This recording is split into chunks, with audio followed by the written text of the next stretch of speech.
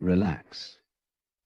Let go of the frantic dance you do with your thoughts, with your expectations, with the anxious whisper that tells you you are falling behind. There's a marvelous irony at play here. The more you struggle to stay afloat, the more you sink. Just watch the way a person drowns when they flail. In stillness, you discover your buoyancy. So let yourself be still for a moment. Take a breath that you do not chase, a breath that arises by itself, that leaves by itself. Notice that life breathes you. Whether or not you believe you're in control, we spend so much of our lives tangled up in stories about who we should be, what we should have achieved by now, where we should be going. The self becomes a project, always under construction, never complete. And in this relentless building, we forget that underneath all the scaffolding, there's already something whole, something exquisitely complete. You. Not the idea of you, but the living pulse of you. Here, in this very instant. When you relax, you give this deeper self a chance to breathe. And what happens when you turn inward, not with judgment or criticism, but with a gentle curiosity? You begin to see that the fears, the ambitions, the guilt and the old wounds, they're like clouds passing across the vast sky of your awareness. They are not the sky. They simply drift through. You don't have to chase them away. You don't have to hold on to them either. Just let them be, and they move on their own. There is great power in allowing things to be as they are. Focus on yourself, not in the sense of becoming more selfish, but in the sense of becoming more honest with your own experience.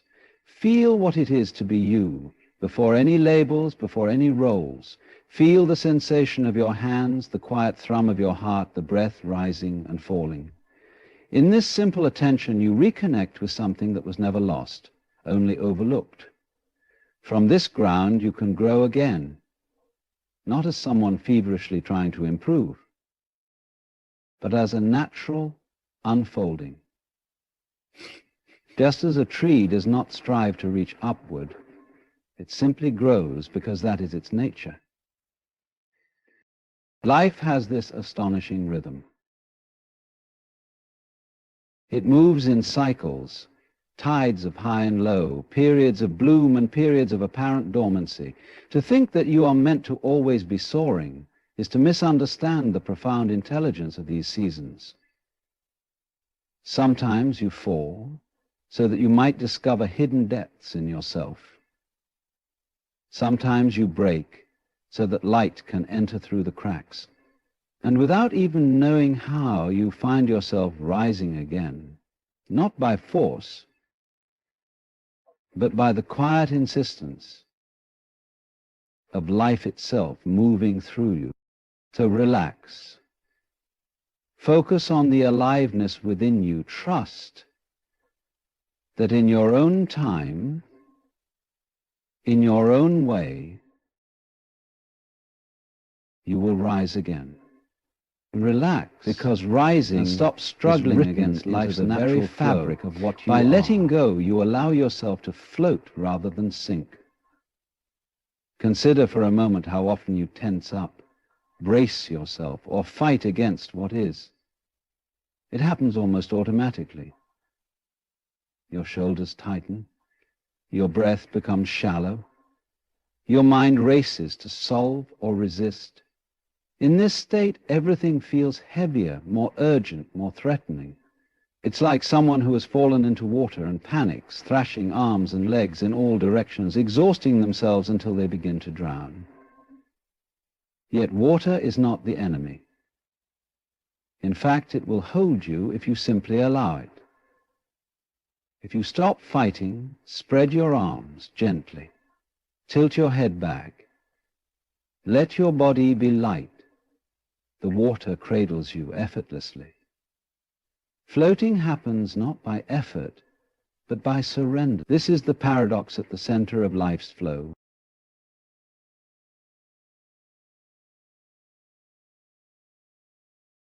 So much of your suffering is not because of circumstances themselves, but because of the tight knot of resistance inside you. You think if you let go, things will fall apart, that if you stop worrying, you'll lose your edge.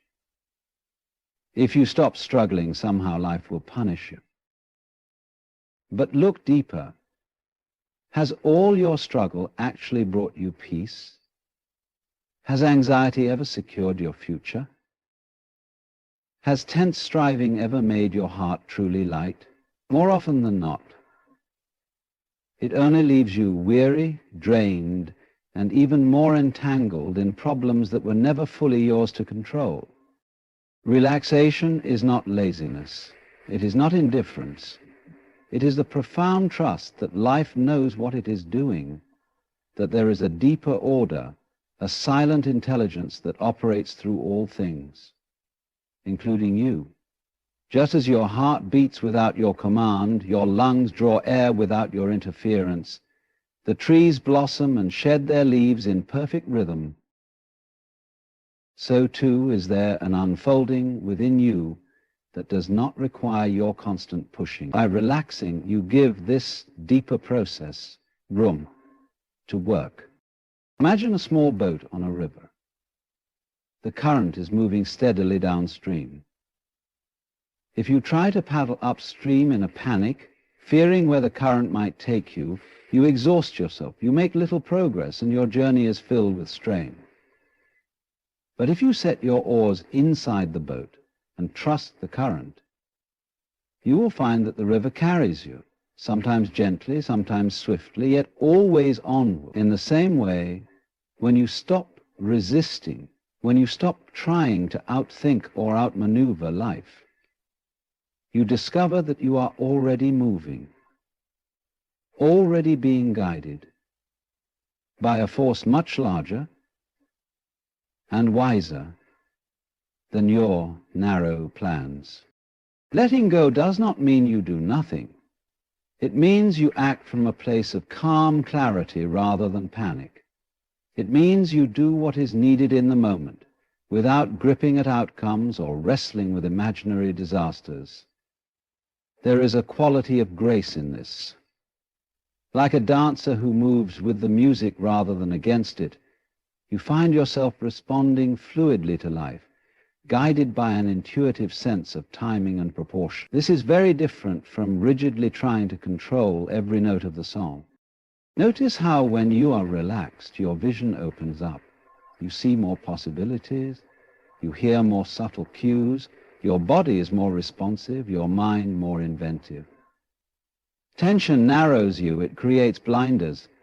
Relaxation expands you, makes space for insights to surface, for creativity to blossom. It is often in moments of ease, a walk in nature, a quiet evening with nothing pressing to do, sitting in stillness, that the very solutions you were straining to find suddenly appear, because you are no longer clogging the channel with frantic noise. Animals understand this without needing philosophy. Watch a cat or a bird. It does not tense itself into action. It waits, poised and supple, perfectly relaxed, until the right moment comes, and then it springs with precision. Humans have made an art out of being perpetually braced, always preparing for threats that mostly exist only in imagination. Yet if you experiment with softening your shoulders, unclenching your jaw, loosening the grip of your thoughts, you'll start to feel an unexpected support beneath you. This trust grows slowly. At first it feels risky, as though dropping your guard will surely lead to disaster. But in time you begin to realize that relaxation does not make you vulnerable in the way you feared. It makes you resilient. It opens you to respond more wisely rather than react out of habit. When challenges arise, you meet them with the energy you need, not with the drained remnants of constant tension. And when there is no real danger, you conserve your life force. instead of squandering it on needless worry. Think again of water. A stiff, rigid body sinks. A soft, relaxed body floats. The water hasn't changed. What changes is your relationship to it. Life is like this too. It is not always calm or predictable. There will be waves, there will be storms. But if you can trust enough to loosen your rigid defenses, to let yourself be carried even for a moment, you discover an unexpected buoyancy. You begin to realize that life is not fundamentally against you, that there is a quiet undercurrent of support running through everything, and a unity in everything. It is this subtle shift from struggling against to relaxing into that transforms how you experience your days. It doesn't eliminate all difficulties, but it changes the texture of how you move through them. You become less like a clenched fist striking out at the world, more like an open hand, ready to receive, to hold, to let go. And in this openness, there is an ease that no amount of force could ever bring you. Recognize that who you truly are is already whole beneath all your fears, expectations, and self-judgments. It's a curious thing, how from the moment we begin to form thoughts about ourselves, we also start building a kind of imaginary self, a collection of ideas, memories, opinions, roles, and stories. I am this, I am not that, I should be more like this. I failed at that. We become tangled in this web of mental fabrications, convinced that these fragile constructs are the substance of our being. And so we live always slightly on the outside of ourselves, comparing, doubting, measuring, chasing an image of what we think we ought to be. Beneath all of this noise, however, there is something far simpler and more profound, something that does not require improvement or validation, something that simply is. Before you learned your name, before anyone told you who you were supposed to be, there was already an aliveness, a pure presence looking out through your eyes, feeling through your skin, sensing the wonder of existence. That aliveness is still here, unchanged by any of the labels or judgments that came later. The mind, in its endless activity, spins stories about lack and incompleteness. It says you are not enough because you haven't achieved some goal yet, or because you made mistakes, or because you don't fit someone else's standards. It builds elaborate arguments about why you must keep striving, fixing, polishing yourself into something acceptable. But who set these standards? Who decided you must reach a certain height before you can rest in your own being? When you look closely, you see that most of these ideas were inherited from others, from society, from culture, from fearful voices that didn't know any better.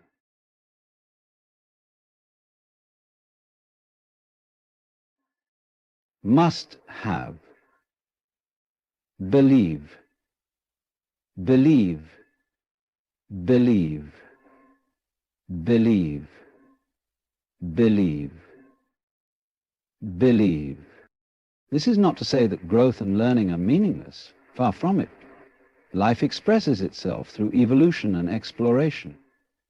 But there is a crucial difference between growing because it is your natural impulse to unfold and explore versus striving frantically from a belief that you are fundamentally deficient. The first is like a flower opening to the sun, effortless, joyful, inevitable. The second is like trying to force a bud open before its time, only to bruise the delicate petals. Deep down, who you truly are does not need to be earned, it does not need to be proven, it is not a product of your achievements or your failures. It simply exists, quietly radiant beneath all your surface concerns. When you begin to sense this, even faintly, there is a loosening inside. A gentle warmth spreads through you. You realize you do not have to work so hard to become someone else. You can relax into what you already are. It is remarkable how much energy is spent on defending or promoting a false image. Think of all the time you have spent worrying about how others perceive you, replaying conversations, rehearsing explanations.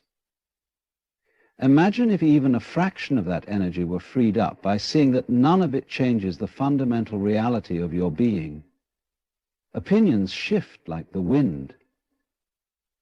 Sometimes people approve of you, sometimes they do not. Sometimes you are praised, sometimes criticized.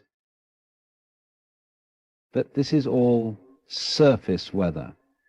Beneath it, the core of you remains untouched. You do not become whole by accumulating accomplishments or perfecting yourself according to someone else's blueprint. You become aware of your wholeness by stripping away what is false, what is borrowed, what is merely habitual. You notice the quiet aliveness that exists regardless of circumstances.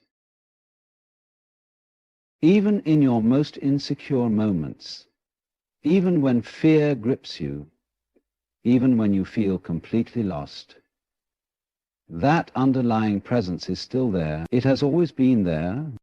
To recognize this is not an intellectual exercise. It is something you feel in the stillness when you stop chasing thoughts for just a moment. Perhaps it comes when you are sitting quietly watching a sunset or listening to the sound of rain. For a brief instant you are simply present, without trying to be anything special. In that moment there is no lack, there is no flaw to be fixed. There is only the vivid immediacy of being. Many people overlook this because it is so ordinary, so close. The mind is addicted to drama, to complicated problems that must be solved. The simplicity of simply being seems uninteresting by comparison. But this simplicity is actually the treasure you have been seeking under many disguises. It holds a peace that striving cannot deliver. When you start to see that your true nature is whole, you also begin to treat yourself more gently. You are less harsh with your mistakes, less desperate for applause. You can still learn, still grow, still pursue your dreams, but from a place of inner sufficiency rather than a gnawing sense of inadequacy. This changes everything. Your actions become expressions of curiosity and love, not desperate attempts to fill an imagined void. And as you recognize your own inherent completeness, you also see it in others. You are less inclined to judge or compete. You realize that every person, beneath their own masks of fear and desire, carries this same luminous core. This softens you, makes you more compassionate. You see that everyone is fumbling toward this same recognition, each in their own stumbling way. So let yourself rest for a while from the project of self-improvement, not because growth is wrong, but because you don't need to become someone else in order to be worthy of your own love. Beneath all the striving, beneath the anxious comparison and self-doubt, there is already something quietly magnificent.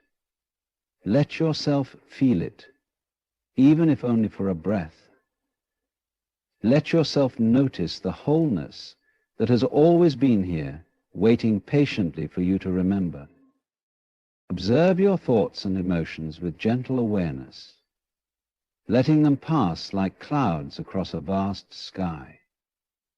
This is one of the simplest yet most profound invitations life offers you, and yet it is often overlooked because it is so subtle. From the moment you wake in the morning until you close your eyes at night, there is a continuous stream of thoughts, images, memories, speculations, and judgments moving through your mind. Like a river that never stops flowing, it carries all kinds of debris. Old regrets, future worries, sudden desires, petty irritations, grand ambitions, half-formed dreams. Most people are swept along by this current without ever realizing they are not the river itself. To observe means to step back ever so slightly, to allow a small space between what you are experiencing and the awareness that notices the experience. In this space, something remarkable happens. You begin to see that thoughts are simply thoughts. Feelings are simply feelings. They rise, they have a certain lifespan, and then they dissolve. None of them are permanent. None of them ultimately define who or what you are. Imagine lying in a meadow on a warm afternoon, gazing up at the sky. Clouds drift lazily across the blue expanse. Some are light and wispy, some dark and heavy with rain. Some seem to take on strange shapes that capture your attention. But you do not try to grasp them. You do not chase after them. You simply watch. And whether they stay a moment or seem to linger, you know they will eventually move on, carried by winds beyond your control. This is precisely how your thoughts and feelings move through the space of your awareness. The trouble is that instead of watching them come and go, you often leap up and start chasing the clouds, trying to capture them or push them away.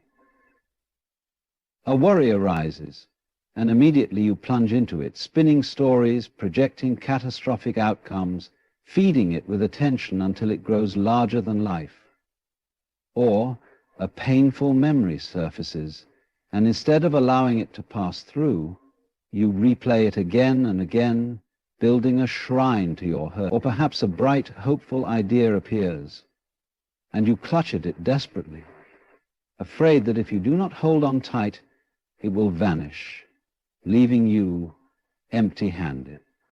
In doing so, you become entangled. The spacious sky is forgotten. All you see is the cloud right in front of your face, obscuring everything else. Your sense of freedom contracts. You become identified with the passing phenomena, believing they are solid and fixed, that they hold power over you. And so you ride the roller coaster of your own mental weather, up and down, tossed this way and that, never realizing you could simply be the sky, wide and open, allowing everything, yet clinging to nothing. Gentle awareness is the key. It is not about forcibly stopping thoughts or suppressing feelings. It is not about judging them as bad or trying to replace them with better ones. It is simply seeing them for what they are, transient movements in the field of consciousness. A fear might arise. Notice how it feels in your body, how your stomach tightens or your breath shortens. Watch it without needing to change it. A moment later, it may shift, soften, or give way to a completely different sensation. This kind of observation is an act of profound self-kindness. Instead of harsh scrutiny, it is more like the way you would sit with a child who is upset, present, patient, not taking their storm personally. You give space for whatever comes. You become a compassionate witness to your own inner life. And in this witnessing, something begins to loosen. The fear, the anger, the sadness. These states lose some of their grip because they are no longer being fueled by unconscious identification. They are simply guests visiting the house of your awareness, staying for a time before moving on. Even pleasant states can be allowed to come and go. Joy, excitement, inspiration. They too are clouds. Often people try to hold on to them, to trap the beautiful moments and make them last forever. But this clinging only creates tension and inevitably leads to disappointment when the natural impermanence of all things asserts itself. When you observe even the bright, airy clouds with the same spacious acceptance, you are free to enjoy them fully while they are present, without the anxiety of needing them to stay. Through this practice of gentle observation, you come to rest in something deeper than any passing thought or feeling. You discover an inner stillness, a witnessing awareness that is not disturbed by what moves across its surface. This does not make you cold or detached. On the contrary, it allows you to be more intimately connected with life because you are no longer defending yourself against your own inner world. You become like an open field where all weather is welcome, knowing that the field itself is not harmed by storms or bright sun, it simply experiences them. That by giving them up, you actually experience them with them as they are. As this way of seeing matures, there is a growing sense of trust. You realize that you do not have to control everything that arises within you. The mind can spin stories, the heart can surge with powerful emotions, the body can pulse with energy, and all of it is part of the rich tapestry of being alive. None of it has to be resisted or clung to.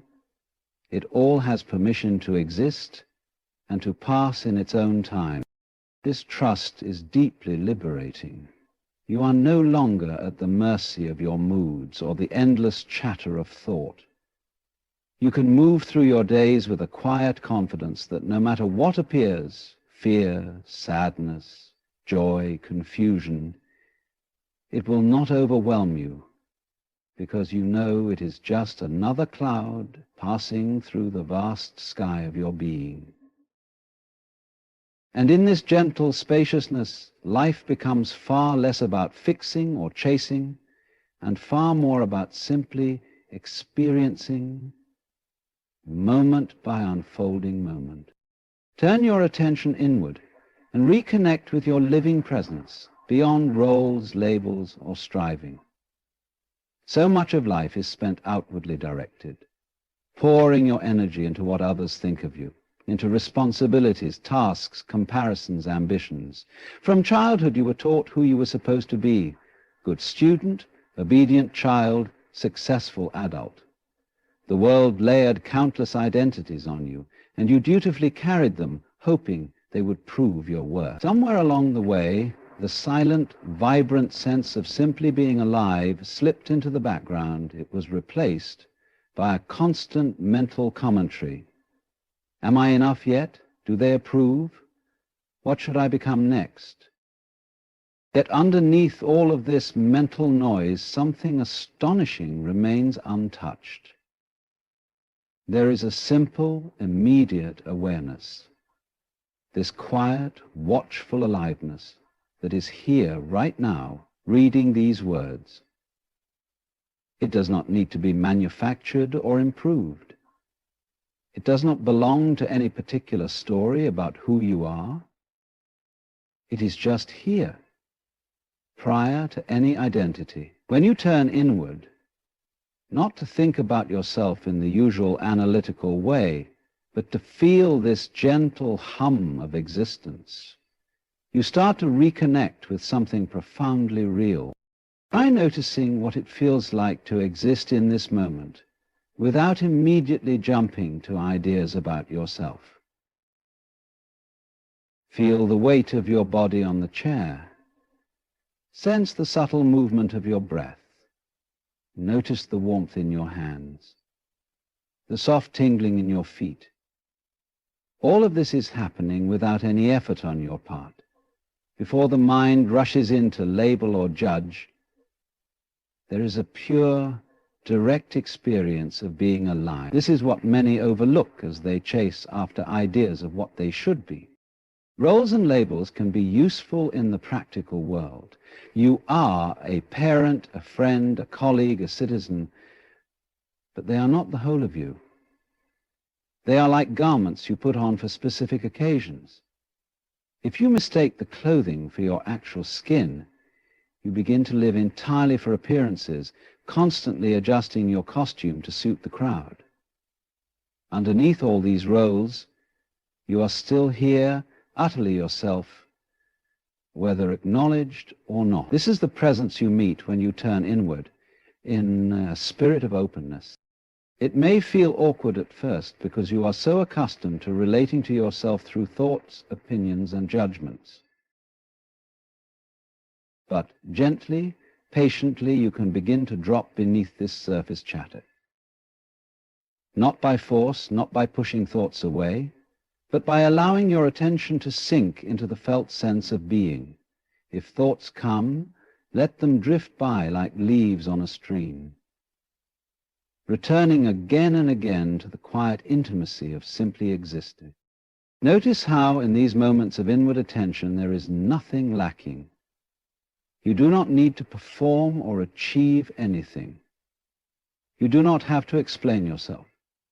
You are simply here. This is remarkably freeing. The mind may insist that you must be doing more, becoming more, fixing something, but deeper than these urgings is a calm presence that requires no improvement. This presence is whole, untouched by praise or blame. It was here before anyone told you who to be. As you spend more time turning inward like this, you begin to see how much unnecessary strain comes from trying to live up to images. The striving, the comparison, the chasing, they lose some of their urgency because you are no longer trying to derive your sense of worth from external validation. You start to recognize that the only true validation comes from resting in your own direct experience of being alive. Everything else is fleeting. Compliments come and go, criticism rises and falls, successes shine for a moment and then fade. But this inner presence is constant, quietly abiding through it all. From this place, action becomes very different.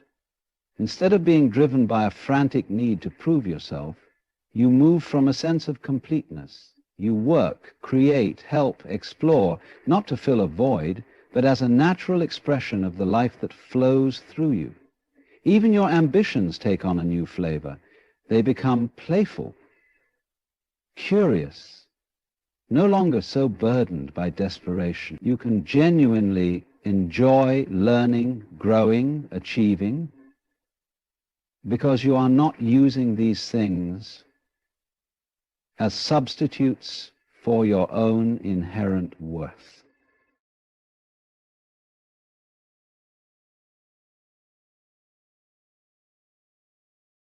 They are simple, inherent, which relationships also begin to change. When you are rooted in your own being, you are less needy for others to affirm you. You can love more freely, listen more deeply, give without hidden expectations. You see others not merely as roles they play for you, but as fellow expressions of life, each carrying their own silent mystery. In this way, turning inward paradoxically opens you outward in a more authentic, compassionate way. This inward turn does not mean withdrawing from the world or ignoring your responsibilities. It simply means not losing yourself in them.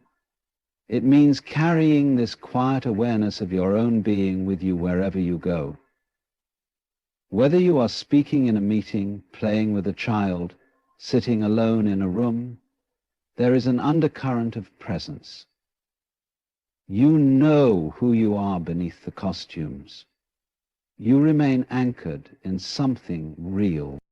Even in moments of confusion or emotional upheaval, returning inward becomes a refuge. Instead of spinning endlessly in thought, you pause, feel your breath, notice the sensations in your body, Rest in the awareness that is observing it all. This softens the grip of turmoil.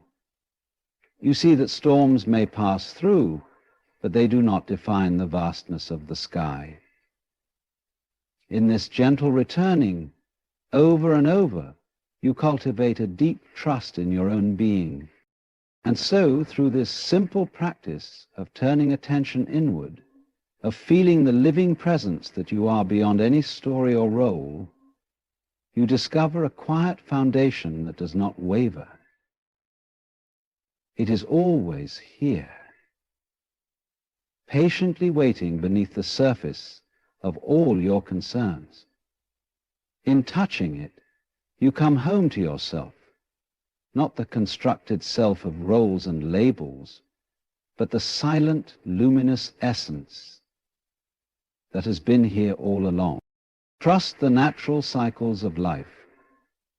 After every fall or quiet season, you will rise again, because growth is your nature. Look closely at the world around you and see how everything moves in rhythms and seasons. The tides advance and retreat, the moon waxes and wanes, day turns into night and then back into day. Trees shed their leaves in autumn, stand bare in winter, and then without any struggle, without any desperate pleading, they bloom again in spring. This cycle is not an exception, it is the very pattern of life. Somehow human beings have come to fear these natural dips and pauses. The mind wants everything to be a straight, ever-rising line. You are taught to believe that your worth is measured by constant progress, that each year must be more productive than the last, each day filled with some outward sign of success. But life itself does not operate this way. Life moves in waves. There are seasons of growth, seasons of harvest, seasons of rest, and even seasons of apparent decay, and every one of them is necessary for the wholeness of your unfolding. Think of how seeds work. A seed falls into the ground and disappears from view. It cracks open in the darkness, sending tiny roots down into the soil long before any green shoot breaks the surface. To an impatient eye, nothing is happening. But under the earth, out of sight, life is quietly preparing. Only after this hidden period does the sprout appear, reaching toward the sun. This is how many transformations in your own life begin, not with fanfare, not with obvious results, but with subtle shifts beneath the surface. Changes that prepare you for the moment when you will burst forth renewed.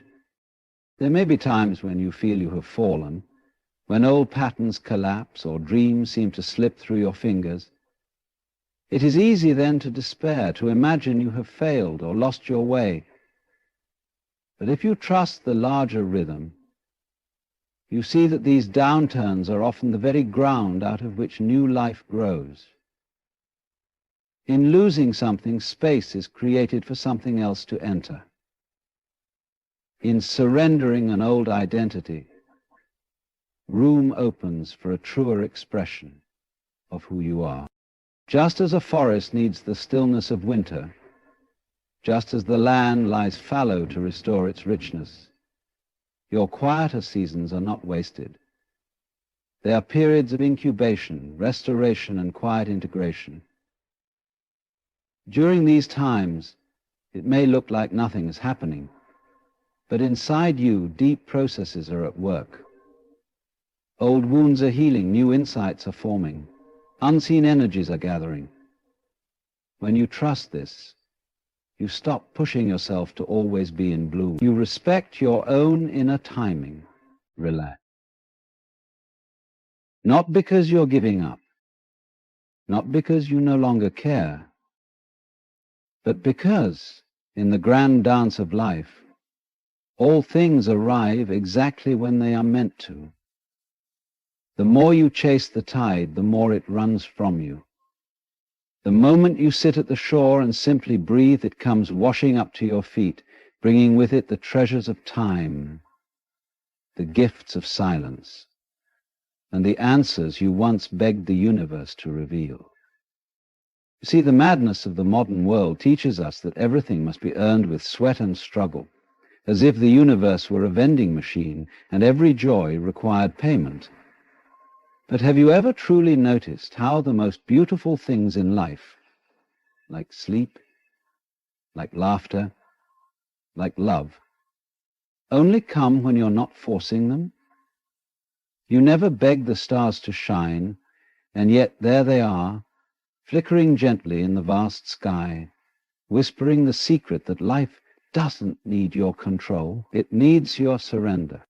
When you relax, you step out of the illusion that you are the master of time.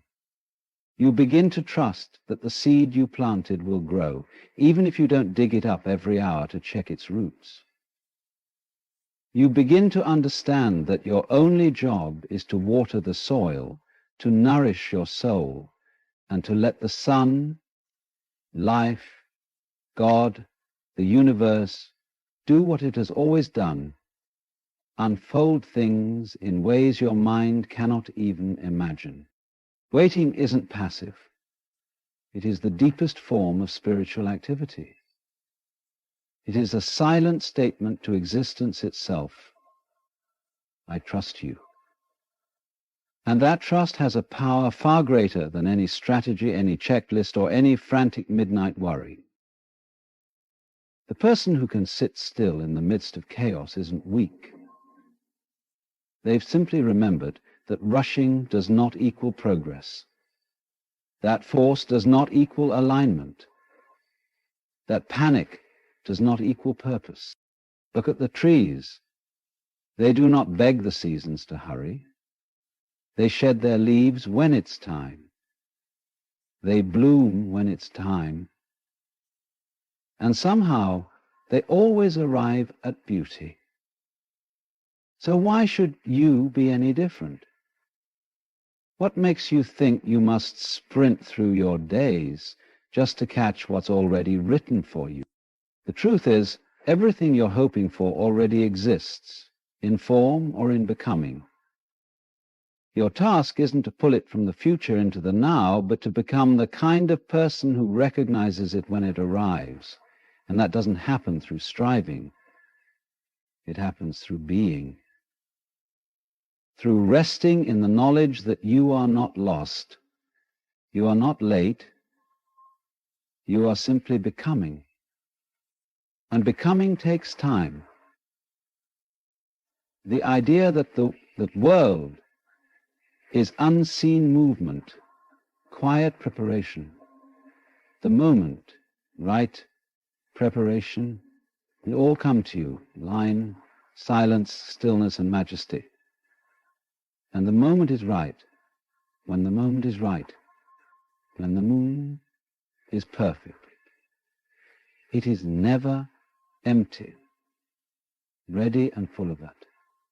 When the moment is right, when the rhythm is perfect, it is never empty, or immortal, or modest, or not as something you hunted, but as something that has always been yours. To relax, not because the work is done, but because the worrying doesn't help. Breathe, not because everything is perfect, but because presence is where perfection begins. Wait, not because you're unsure, but because you are aligned with the quiet power that governs all things. You will have everything, just not by force.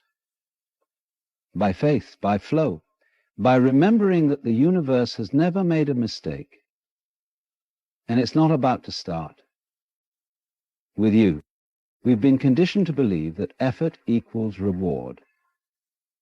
That if we just try hard enough, stay up late enough, push through the pain and chase our goals with unrelenting force, we will have what we desire. But here lies the great paradox. Sometimes, the harder you chase something, the more it runs from you. It's as if life is playing a game of hide and seek, and the more desperate you are to find what you're looking for, the more cleverly it conceals itself. There is a subtle truth buried within that paradox, one that whispers a different wisdom. What you chase with tension, you repel with energy. When you pursue something with anxiety, fear, or the energy of lack, you send out a message into the atmosphere that you don't already have it. And that very energy becomes your reality. Wanting, grasping, clinging, these are signals of resistance. These are the inner states that communicate to the universe that you're disconnected from trust. You see, it's not just about what you want, it's about how you hold that desire in your consciousness. When your longing turns into panic, your dream gets tangled in the net of your fear. What you truly want begins to slip away. Not because it's denied to you, but because your very energy is pushing it further out of reach. Think about water in your hand. If you scoop it gently, it stays. But if you clutch at it with a tight fist, it escapes between your fingers. The more tightly you hold, the more it slips away. The same applies to love, to success, to healing, to peace. They are not things to be hunted down. They are frequencies to be tuned into. And the tuning does not happen through force. It happens through presence. When you chase, you are living in the future, not in the now. And the now is the only place anything real can be accessed. The now is where miracles arrive. The now is where change begins. But the chase removes you from the now. It makes you frantic, makes you blind to what is already surrounding you, already growing silently beneath the surface. When you're too busy running toward a fantasy of the future, you often miss the quiet, sacred steps that are already being laid at your feet in the present. In truth, life responds to your vibration, not your words. You can affirm abundance all day, but if your energy screams desperation, it is the desperation that becomes the signal. And desperation comes from the belief that without that thing you are incomplete. That belief, that inner attitude, is the very thing you must dissolve. Because when you believe that your wholeness lies somewhere out there, in some future goal or distant achievement, you separate yourself from it. You declare that you are not enough now. You become a beggar to life, not a co-creator. You do not deserve life. You do not deserve life. But what if you could stop? What if you could breathe instead of pursue? What if you could simply become the kind of person who is ready to receive, not by force, but by openness? The universe is not a vending machine. You don't punch in numbers and get what you want through formulaic effort. The universe is more like an ocean. It flows, it moves, it listens, and when you are calm, when you are receptive, it gives. There is a certain magnetism in peace. Have you ever noticed how people are drawn to those who radiate calm, those who move through the world with quiet confidence, not needing to prove anything? That's not an accident.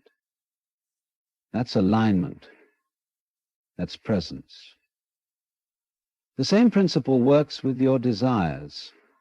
When you stop chasing them, when you relax and trust, you send out the most powerful signal, I already am. And in that identity, things begin to come to you.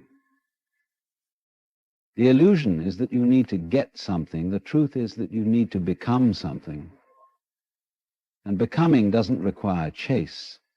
It requires stillness. The oak tree doesn't chase the sky, it grows into it. It does so by staying rooted, by letting time do its work, by trusting the process.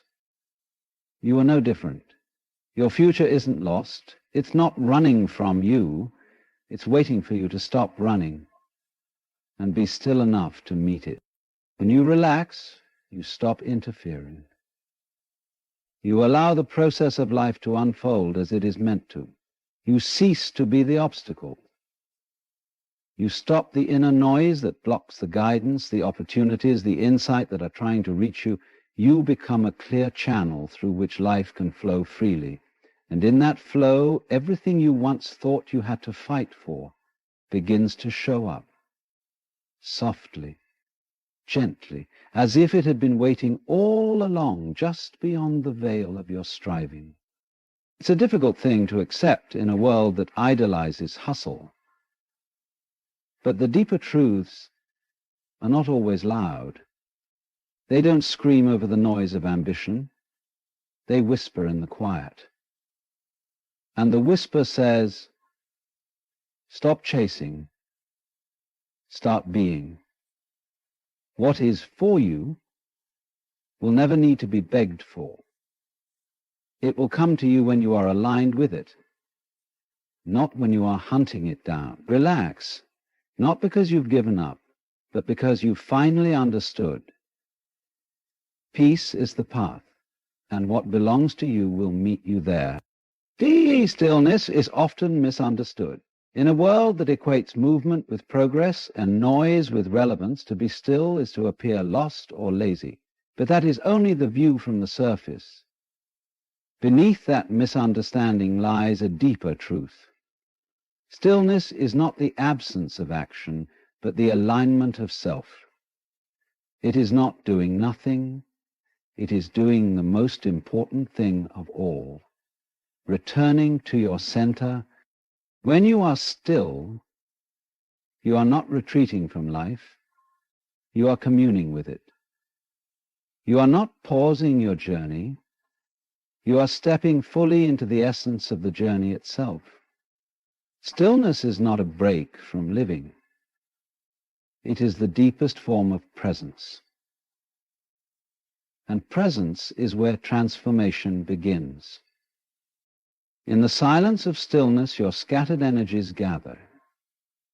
Your anxious thoughts begin to quiet down. The constant chasing dissolves into the awareness of what already is. And in that space, you begin to hear the quiet wisdom that's always been whispering beneath the static of your overthinking. The world will always try to convince you that if you're not rushing, you're falling behind. But the soul knows better. The soul speaks a different language, and stillness is its dialect.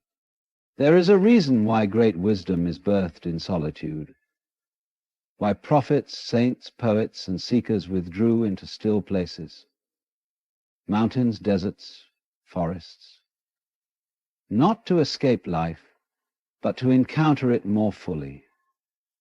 In stillness, you begin to see what cannot be seen when you are moving too fast. You begin to feel what noise has buried. You begin to sense the invisible order beneath all things. Stillness does not mean everything around you is calm. It means you are calm within the storm. You are the eye of the hurricane, unmoved by the outer winds. And from that place, your choices change. You no longer react. You respond. You are no longer tugged by every fear or trigger. You observe and you choose with clarity. That is what alignment looks like. It is a return to the truth of who you are, not the performance the world has taught you to act out. When you are aligned, you are not rushing to catch life. You are walking with it. You are not striving for success. You are allowing success to be drawn to your peace. When you are aligned, your energy becomes magnetic. You may say less, but your presence speaks louder. You may do less, but your actions bear more fruit. You may move slower, but you arrive more surely. That is the secret hidden inside stillness. It is not a delay, it is a deep preparation. When you move from stillness, every step is infused with purpose. There's no wasted motion. You begin to act from a place of knowing, not guessing. You stop being driven by fear and start being led by wisdom. The path becomes clearer because your vision is no longer clouded by panic. And when your vision is clear, even your waiting is powerful. You can wait with grace. You can hold space for things to unfold because you are no longer at war with time. Stillness reveals what the noise conceals. You may think you need answers, but what you truly need is to become quiet enough to hear them. Most of the time, they're already inside you, covered by layers of anxiety, distraction, comparison, and doubt. Stillness peels those layers back. It doesn't force answers to come. It creates the environment where answers naturally arise. Like a calm lake reflecting the sky, your still mind begins to reflect the truths that was always hovering just above your restlessness. In a deeper sense, stillness is your natural state. Babies are born into stillness. Animals rest without guilt. Trees grow without striving. The need to prove and rush and perform, that came later. It was learned, but it can be unlearned. You are not born to be a machine. You were born to be, to exist, to feel, to grow organically, not mechanically. This is not a rejection of action, it is the cleansing of it. It is about no longer acting from fear or scarcity or restlessness. It is about acting from alignment, because when you are aligned, your actions have precision. One aligned choice can do more than 1,000 random efforts born of panic. Stillness teaches you how to recognize that difference. It teaches you to stop confusing movement with progress. There are moments when life will push you to be still, even if you resist. Through fatigue, through loss, through circumstances beyond your control. And in those moments, it is not punishing you, it is inviting you to return, to remember, to listen, to discover that your deepest power does not lie in your ability to rush forward, but in your capacity to be rooted like a mountain, to be still like a sky, to be vast and calm, and yet full of presence. And in that presence, a new way of living unfolds. Not a life of struggle, but of grace.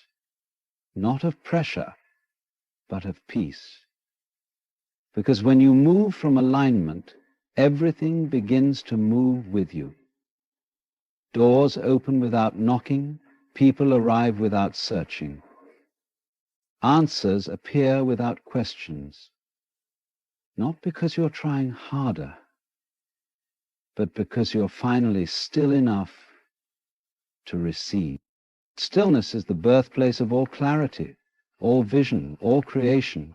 It is not where you lose time, it is where you reclaim it. It is not a pause from life, it is the very pulse of life itself. When you find that place inside you that does not need to chase, that does not need to prove, that does not need to panic, you find the part of you that was never separate from life to begin with. You remember that you are not an outsider begging for belonging. You see, find the part of you that was never separate from life to begin with. You remember that you are not an outsider begging for belonging. You are part of the rhythm, part of the song. And the more you rest in that stillness, the more the song begins to play through you. There is a quiet reassurance in knowing that what is meant for you is already on its way. Not in the form of wishful thinking or passive hope, but as a deep inner awareness, a knowing that moves beyond logic into the realm of the soul. This understanding transforms your entire approach to life. You no longer feel the need to grasp tightly or run frantically in every direction. You stop treating life like a battlefield where only the most aggressive survive, and instead begin to view it as a field already sown with the seeds of your destiny. Your role is not to manufacture your blessings, but to become still and aware enough to see them when they arrive. Trust is not a word, it is a posture of the heart.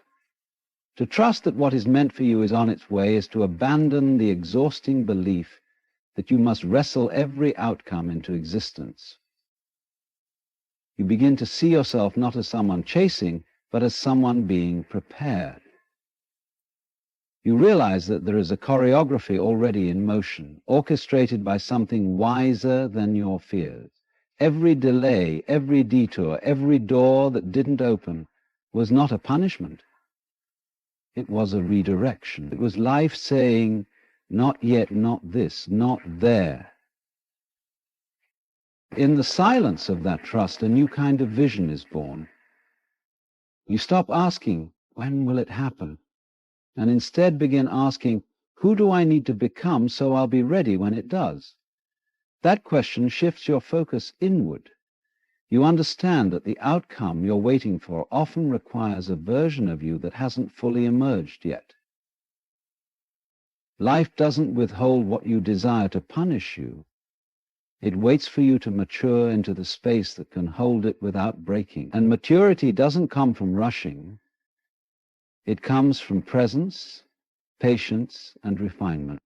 So many people live in a state of spiritual fatigue, not because they are doing too little, but because they are doing too much from a place of fear. They are afraid they will miss their chance, that someone else will take what was meant for them, that if they don't push constantly, life will forget about them. But what's truly yours can never be lost. It has your name written on it in a language the universe understands completely. You cannot compete for what is divinely assigned. No one else can take it. No one else can fill it. The only thing you must do is make yourself ready to receive. Readiness is not about perfection. It is about alignment. It is about tuning the frequency of your being to match the thing you are calling in. If you're seeking peace while vibrating with anxiety, it's not the peace that's missing. It's the alignment. If you're asking for love but living in fear of abandonment, love doesn't avoid you. It waits for you to feel safe enough to let it in. Life meets you where you are, not where you pretend to be. That's why your inner work matters so deeply. Because it's not about how loud your prayers are. It's about how open your heart is to receiving the answer. And that openness cannot be rushed. You cannot force yourself into trust. You arrive at it slowly, through experience, through letting go of the need to micromanage every moment. Trust is born in the quiet places, where you surrender control, where you choose to believe that unseen hands are working on your behalf, even when nothing visible is happening. It is in those in-between moments, those long silences between breakthroughs, where real trust is cultivated. Not when everything is going your way, but when nothing seems to be moving, and yet you choose to believe anyway. Imagine a package already sent to your address. It has been wrapped, labeled, and placed on the path to you. You do not need to chase the delivery truck. You simply need to stay where you are, trusting that it's coming. But if you run to every street corner in panic, you might miss the knock on your door. In the same way, your blessings are already assigned. The problem is not with the promise. It's often with the panic. The more you try to control the timing, the more you disconnect from the energy that allows things to unfold. When you relax, when you trust, your entire energy shifts. You stop emitting desperation and begin radiating confidence. And that shift is powerful. Because the universe doesn't respond to begging. It responds to belief, to deep inner certainty. Not the kind you fake, but the kind that grows from having walked through fire and still knowing that life is for you, not against you. Even in delays, there is sacred movement.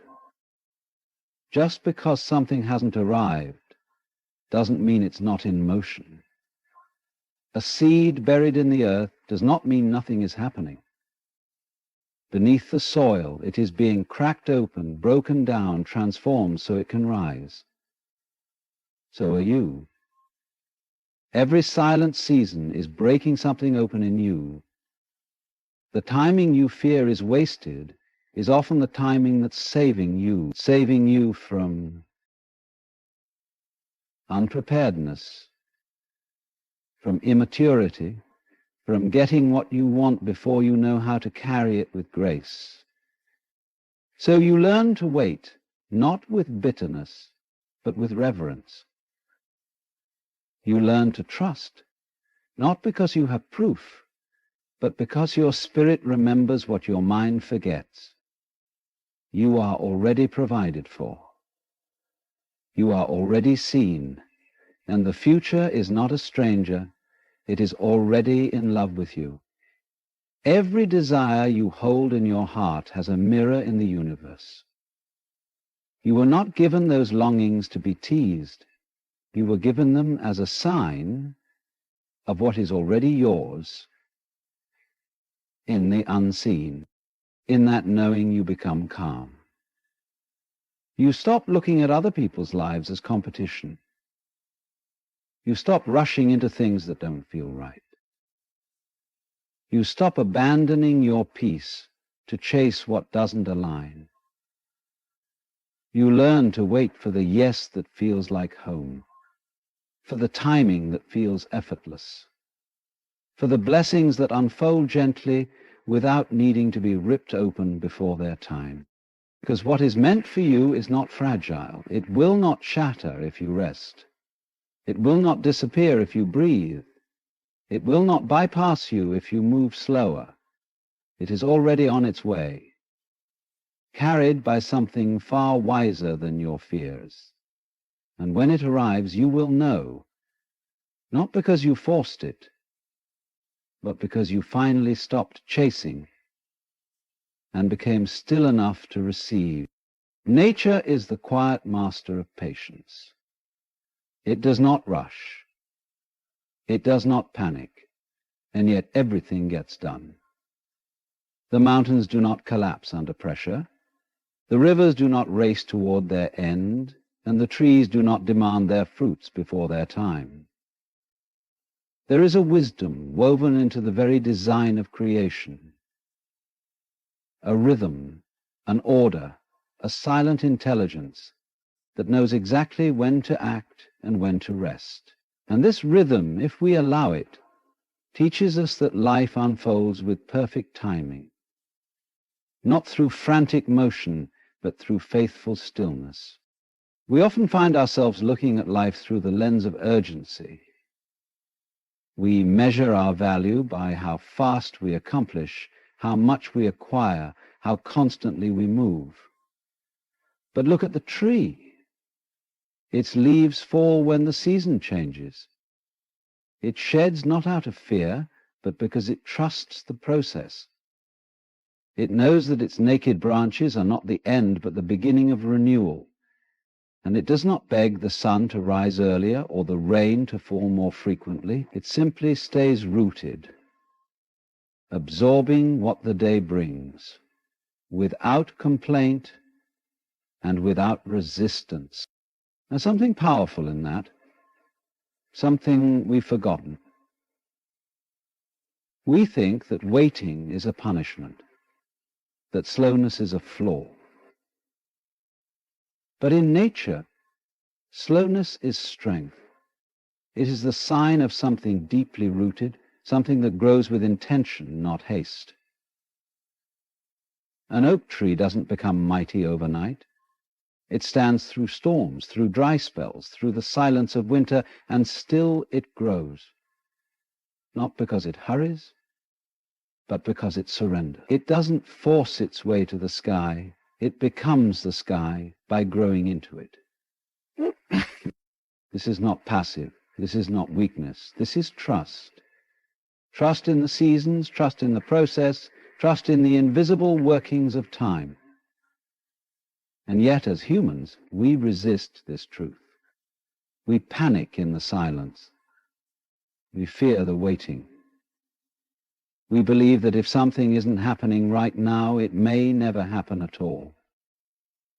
So we force things, we rush decisions, we grasp for answers, and in doing so we often uproot the very blessings that were taking root in the stillness. There is a reason why things take time. There is a reason why winter exists, why seeds must remain buried, why caterpillars sit in darkness before wings appear. Transformation doesn't respond to pressure. It responds to presence. Life is not impressed with how fast you move. It is not rushed by your deadlines. It listens only to your alignment. And alignment, true alignment, comes when you slow down enough to hear your own breath, to feel your own heart, to listen to the inner nudges that tell you when to act and when to wait. If you want to understand real growth, watch the river. It bends, it turns, it pauses, and it flows again. It doesn't force its way around the rocks, it dances with them. It doesn't rage against the obstacles, it smooths them over time. And in its quiet flow, it carves canyons and feeds forests. Its power is not in its noise, but in its constancy. That is the power of patient movement. That is the wisdom of nature. Steady, trusting, unbothered by comparison, and untouched by hurry. In our desire for progress, we often mistake motion for meaning, but how often are we simply moving to avoid being still?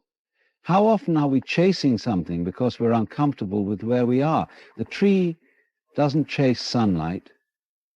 It grows toward it, slowly, inch by inch, day by day.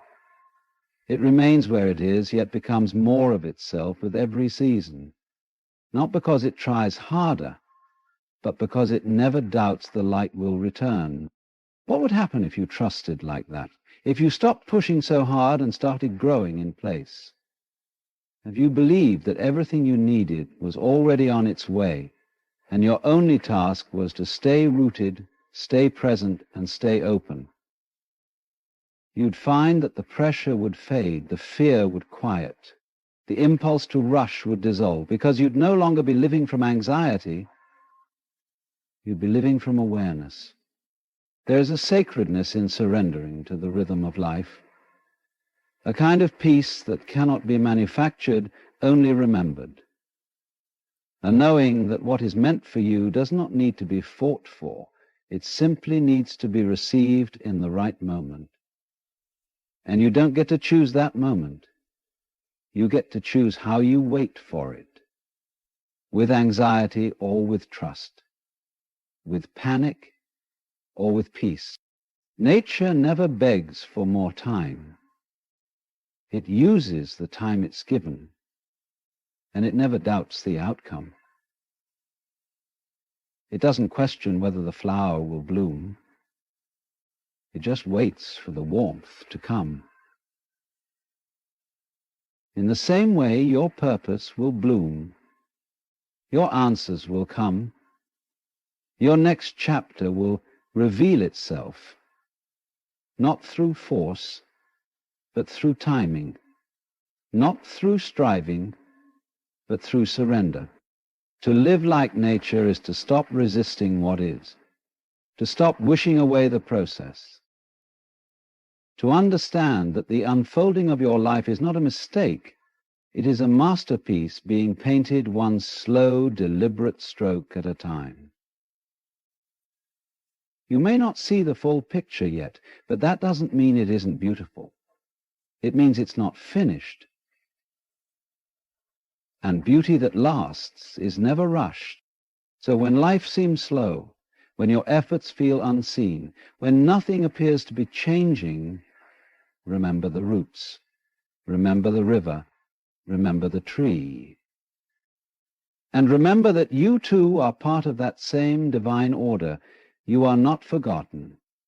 You are not behind. You are simply growing in the ways no one can see. And one day you will look back and realize that even in your stillest moments, everything was moving. Everything was preparing you for everything you were always meant to receive. To relax is to trust. Not in the shallow way that we sometimes use the word saying we trust while still holding on with clenched fists, but in the deepest, most sacred sense. Real relaxation is not just a physical state. It is a spiritual act. It is the moment you stop clinging to control and begin to believe that there is something larger than you, something wiser than your anxiety, something kinder than your fear. That is holding your life together. When you truly relax, when you release the tension in your body and the storm in your mind, you are not giving up. You are giving in to faith. Most people think of faith as a belief system, a doctrine, a set of ideas. But faith at its core is about surrender. It's about saying, I don't need to know how. I don't need to know when. I just need to know that I'm not alone in this. That is the kind of faith that transforms you.